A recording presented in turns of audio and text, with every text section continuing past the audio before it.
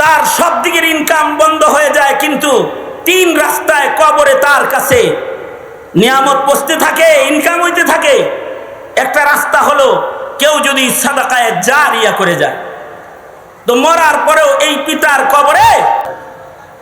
আরেকটা রাস্তা হলো ইলমিন ইউনতাফাউ বিহি, কেউ যদি ইলমে দ্বীনের খেদমত করে যায়, কবরে যায় সে ঘুমায় যায়, তো কিয়ামত পর্যন্ত তার খেদমতের ফসল সে পায়।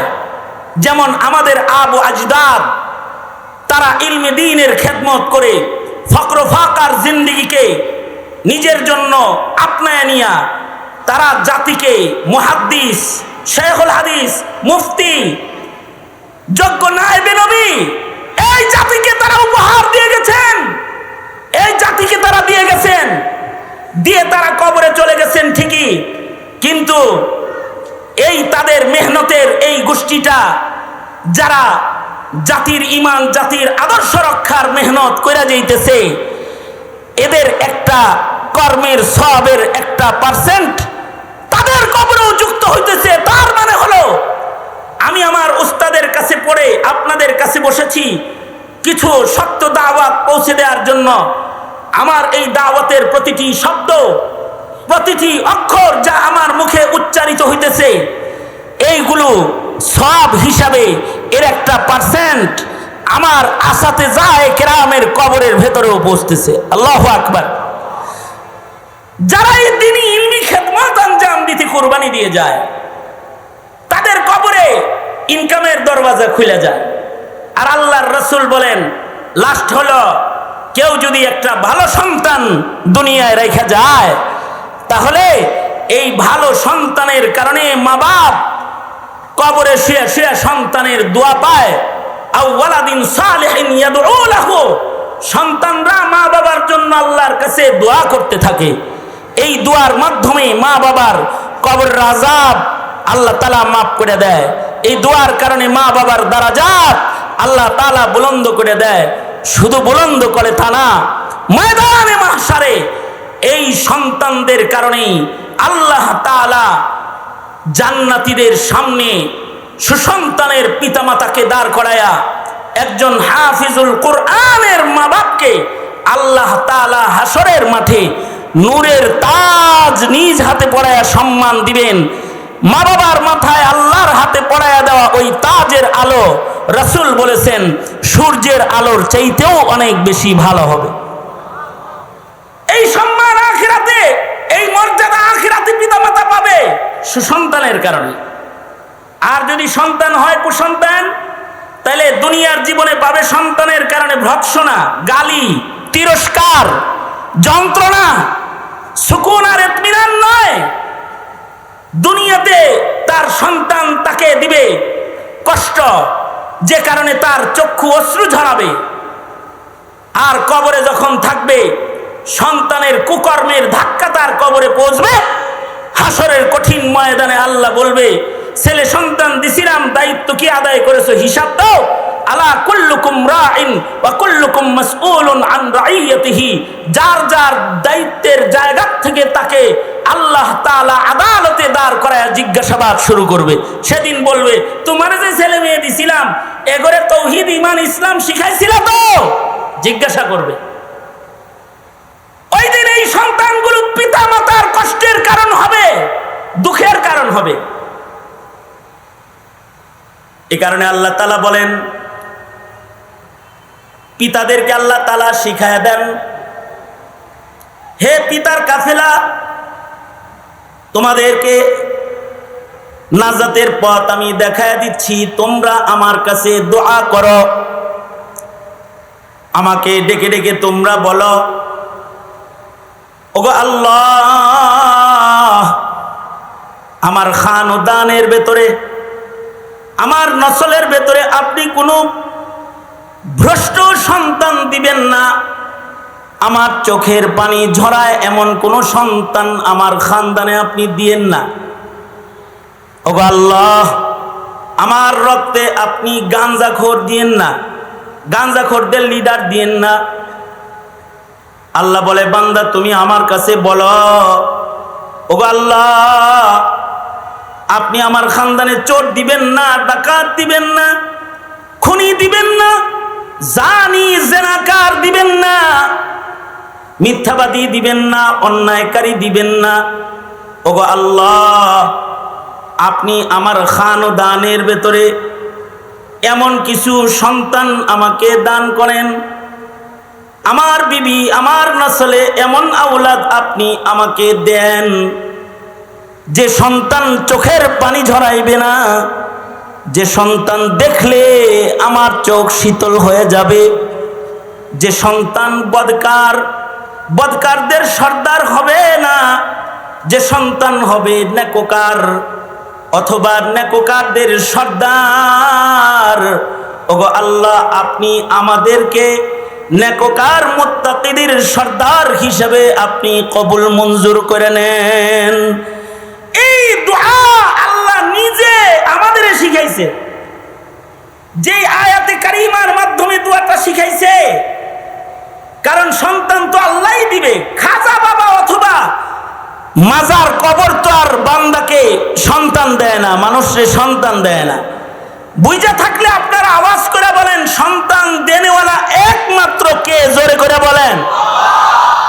সন্তান তো তিনিই দিবেন, তাহলে সন্তান তার কাছে চাইবেন।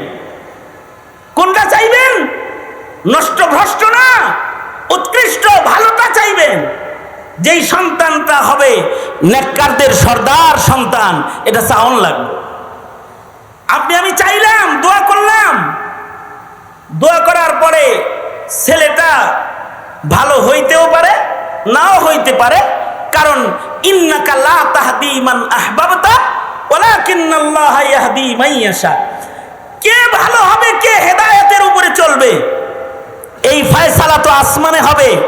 আল্লাহ যাকে কবুল করবে তার সন্তানগুলা ভালো পাবে, আর আল্লাহ যদি কবুল না করে, সন্তান যদি ভ্রষ্টও হয়ে যায়, তাইলে এই পিতা সন্তান নেক সন্তান চাওয়ার পুরস্কার হিসাবে ইবাদুর রহমানের মাকাম পাবে, জান্নাতের ভেতরে বাড়ি পাবে, এবং তার নসলের সন্তান সম্পর্কে জিজ্ঞাসাবাদ থেকে সে মুক্তি পেয়ে যাবে।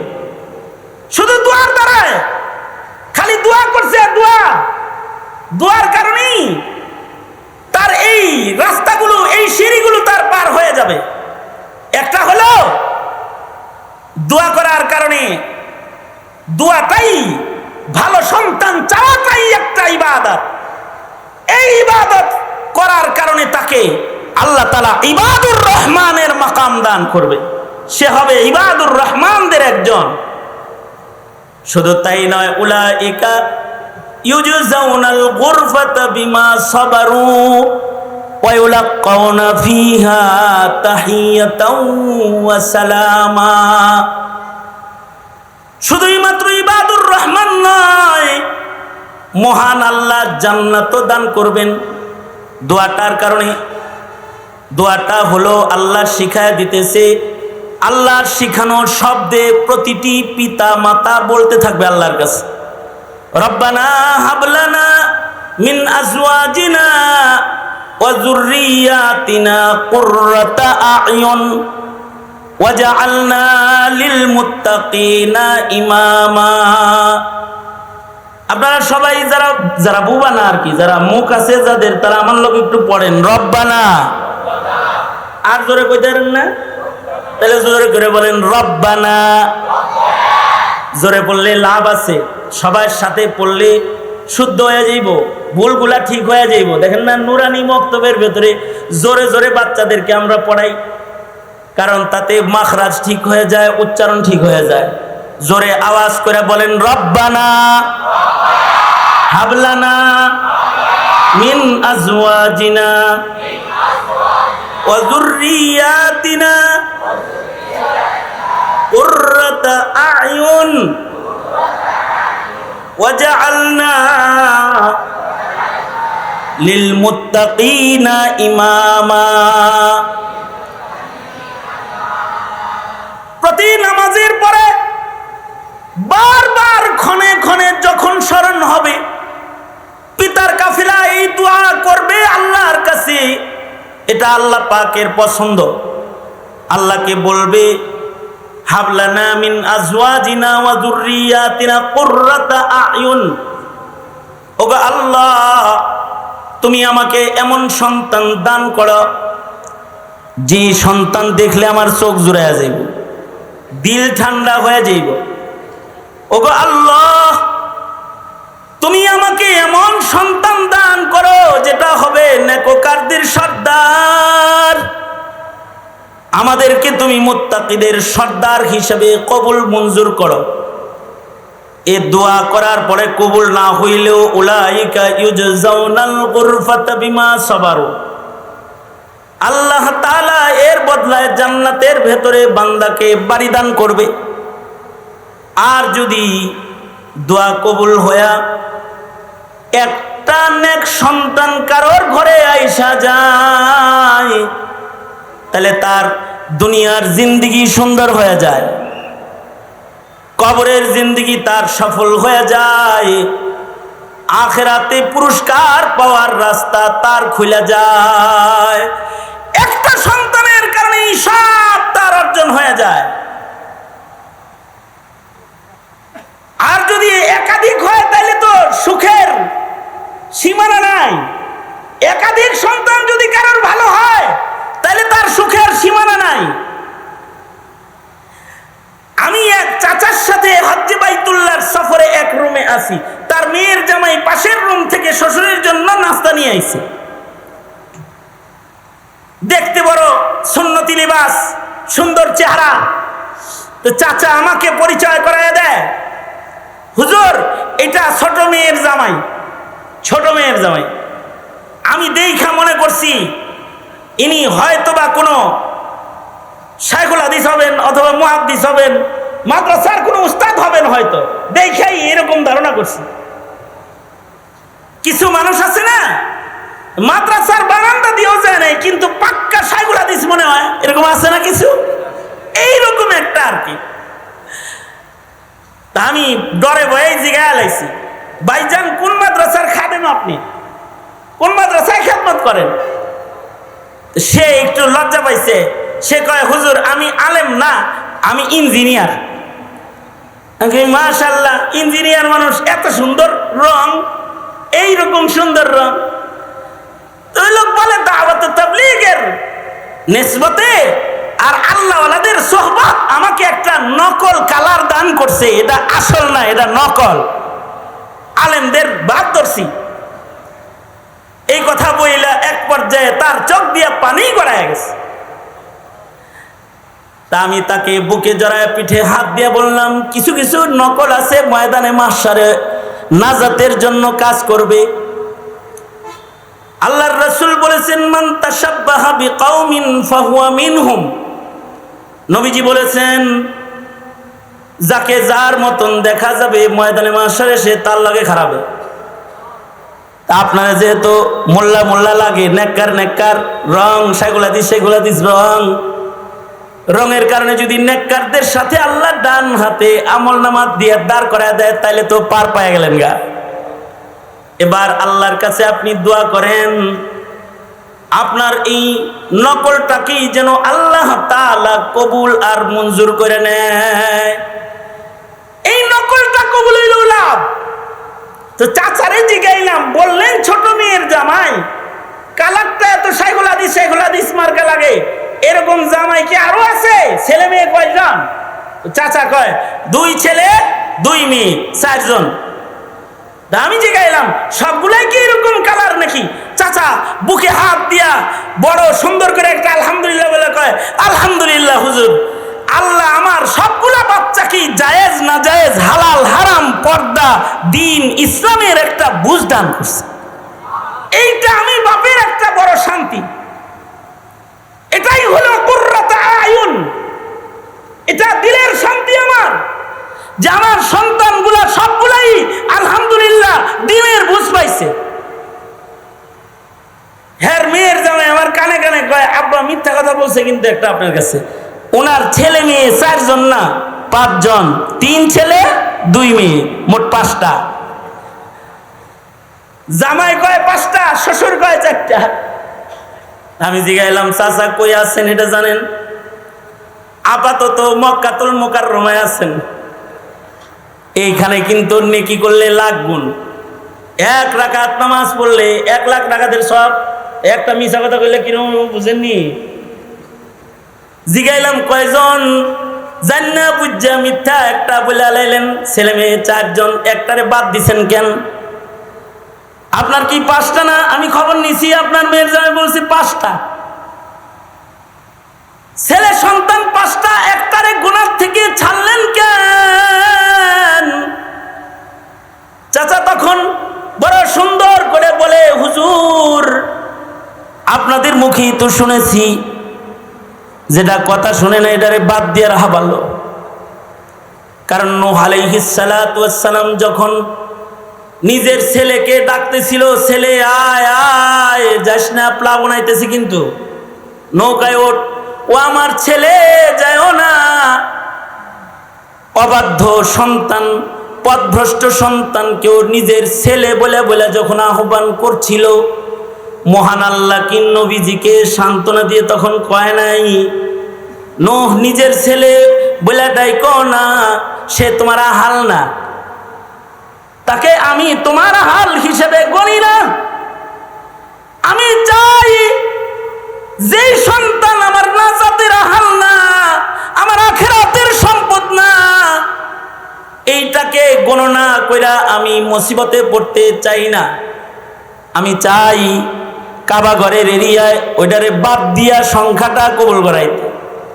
ময়দানে মাহশারে যেন দুষ্ট নাস্তিক সন্তানের কারণে যেন আমি বাবা বিপদে পড়ে না যাই, এ কারণে আগের থেকেই বাদ দিয়া গুনাহ শুরু করেছি। এইটা হলো বৎকার সন্তান নসলে জন্ম নিলে এরকম হয়। কিছু ভিক্ষুক আছে, তাদের যদি জিজ্ঞাসা করা হয় ছেলে মেয়ে কয়জন, কয় নাই। আসলে তার ছেলেও আছে, মেয়েও আছে। তার মানে হলো তার সন্তানগুলা তাকে গনে না। বৃদ্ধাশ্রমে যে জিজ্ঞেস করলে বলবে আমার ছেলে মেয়ে নাই, অথচ তার সন্তান ডক্টরের ডিগ্রি নিয়ে বিদেশে সেটআপ এস্টাবলিশ হয়ে গেছে। কিন্তু মা বাবা সন্তানকে গনে না, লজ্জায় শরমে কয় সন্তান নাই। তার মানে হলো ঔরসে ছেলে সন্তান জন্মগ্রহণ করলেই এটা নিজের সন্তান হিসেবে গোনা যায় না। আমি তো বলি ঘরের ভেতরে সন্তান যেমন নষ্ট হইলে বাপের গোনা যায় না, যারা দেশ চালায় তাদেরকে আমি বলি মুসলিম দেশে ইসলামের রাজনীতি যারা করো, তারা নিজের দলে খুনি সন্ত্রাসী চোর বাটপার গুলো যারা সমাজকে ধ্বংস করে তাদেরকে কর্মী হিসেবে গণবে না। বুঝা শূন্য নমিনেশন দিও, কারে দিবা নমিনেশন? কোন দুষ্টকে এদেশের সর্দার বানাইবার মেহনত করবে না। টাকার বিনিময়ে ভালো মানুষদেরকে ছেড়ে দিয়ে কোনো চোর বাটপারকে এদেশের ভোটের বাক্স দিয়ে কেউ পাঠাইলে তার বাক্সকে বর্জন করবে। এদেশে আলেম ওলামারা যার সাথে থাকবে সেই রাজনীতি করবে। চোর বাটপারের রাজনীতি ইন্ডিয়া চলে গেছে, এটা আর চলবে না, এদেশে আর চলবে না। এইটা যেমন ঘরের বেলায়, এইটা তেমন সরকারের বেলায়ও। এইটা সব জায়গায় যে একজন মানুষ তার ঘরে নেক মানুষ বানাইবার মেহনত করবে, আল্লাহর কাছে দোয়া করবে যে ওগো আল্লাহ আমি নেককার মানুষ চাই, আর চেষ্টা করবে। চেষ্টা করবে কেমনে? আমরা বলি আপনারা আপনাদের সন্তানকে ডাক্তার ইঞ্জিনিয়ার বানায়েন না, তা বলি না। আমরা বলি এই যে সদর দক্ষিণ উপজেলার কওমি মাদ্রাসা সংগঠন, এরা 600-700 মাদ্রাসা পাহারাদারি করে। এই থানার মাদ্রাসাগুলো আপনার সন্তানকে রক্ষা করার জন্য, আপনার সন্তানের দিন হিফাজত করার জন্য, হিফাজতে আউলাদে মুসলিমিনের কর্মসূচি পালন করার জন্য এরা বসে আছে। আমরা বলি আপনি আপনার ছেলেকে ডাক্তার ইঞ্জিনিয়ার বানান, মানা করি না, কিন্তু আমরা বলি মাত্র 3টা বছর আমাদের কাছে একটু দেন, ওকে তাওহীদ শিখায় দিই, আল্লাহ চিনায়া দিই, রসুল চিনায়া দিই, কাবাতুল্লাহ চিনায়া দিই, কিতাবুল্লাহ চিনায়া দিই, সালাওয়াতুল্লাহ চিনায়া দিই, জায়েজ নাজায়েজ চিনায়া দিই, শাআইরুল্লাহ চিনায়া দিই, যেন নাস্তিক না হয়, মুরতাদ আর বেঈমান হয়ে শাহবাগী না হয়ে যায়, ও যেন কাদিয়ানীর সন্তান না হয়ে যায়। অন্তত এতটুকুন শিক্ষা দেওয়ার সুযোগ তো দিবেন। অবশ্যই প্রশংসার দাবিদার তারা যারা এই মাদারেসে কওমিয়াগুলোর সেবক খাদেম, কিন্তু ধিক্কার জানাই তাদেরকে যারা এই মাদ্রাসাগুলো বন্ধ করার পায় তারা নিয়ে ঘোরাফেরা করে। এমন কিছু ভ্রষ্ট মুসলমানও জমিনে আছে যারা মাদ্রাসাকে জঙ্গিবাদ আর মাদ্রাসাকে সন্ত্রাস প্রজনন কেন্দ্র মনে করে। মাদ্রাসা হলো মানব প্রজনন কেন্দ্র, এখান থেকে আওলাদে মুসলিমিনের রক্ষণাবেক্ষণ হয় এবং এখান থেকে আদর্শ সন্তান গঠন করার মেহনত করা হয়। সুতরাং আমরা বলবো, নিজে যদি নিজের সন্তানের পেছনে মেহনত করতে নাই পারেন, কমাস কম কিছু সময়ের জন্য আপনার সন্তানটা আমাদের কওমি মাদ্রাসায় দেন। আমরা আশাবাদী এ সন্তান কিছুদিন আমাদের পরিবেশে থেকে গেলে কমাস কম সে ঈমান নষ্ট কইরা কবরে যাবে না এবং সে এমন কিছু আদর্শের মালিক হবে যে আদর্শ তাকে আদর্শ ডাক্তার, আদর্শ ইঞ্জিনিয়ার, আদর্শ বিজ্ঞানী, আদর্শ একজন গবেষক হিসাবে তাকে সামনে আগায় দেবে। আর যদি কপাল ভালো হয় তাইলে তো হাফেজের বাপ হয়ে যাইবেন, আলেমের বাপ হয়ে যাইবেন, তাতে কবরে শুয়ে থাকবেন, শান্তিতে থাকবেন, হাসরের মাঠে আল্লাহর আদালতে দাঁড়াইবেন, তো নূরের মুকুট নিয়ে মহান আল্লাহ আপনার ইন্তজার করবে। সুতরাং আমরা আমাদের প্রজন্ম পাহারার জিম্মাদারি গ্রহণ করলাম ইনশাআল্লাহ। বলেন জোরে আওয়াজ করে বলেন ইনশাআল্লাহ, জোরে করে বলেন ইনশাআল্লাহ। আমরা প্রজন্মের সন্তানগুলো গঠন এবং প্রজন্মের সন্তানদেরকে দ্বীন ও ঈমান শিখাইতে কওমি মাদ্রাসার মেহনতকে সাধুবাদ জানাবো এবং পাশে থাকব। আমরা তাদের সহযোগী হব এই আশাবাদ ব্যক্ত করেই বহু যোগ্য বুজুর্গ উলামা হযরতগণ মজলিসে তশরিফ এনেছেন এবং আনবেন। আমি হেফাজতে আওলাদে মুসলিমিনের উপরে যে গুটি কয়েক কথা বললাম, এই কথাগুলো দৃষ্টি আকর্ষণ করছি, পাশাপাশি আবেদন করছি, পাশাপাশি আপনাদের কাছে আবেদন করছি, উলামায়ে দ্বীন যদি কওম ও মিল্লাতের ফিকির নিয়ে কোনো কর্মসূচি দেয়, এটা আলেমদের কর্মসূচি না, এটা আপনার প্রজন্ম রক্ষার কর্মসূচি হিসাবে তাদের সাথে থাকবেন ইনশাআল্লাহ। বলেন ইনশাআল্লাহ বলেন।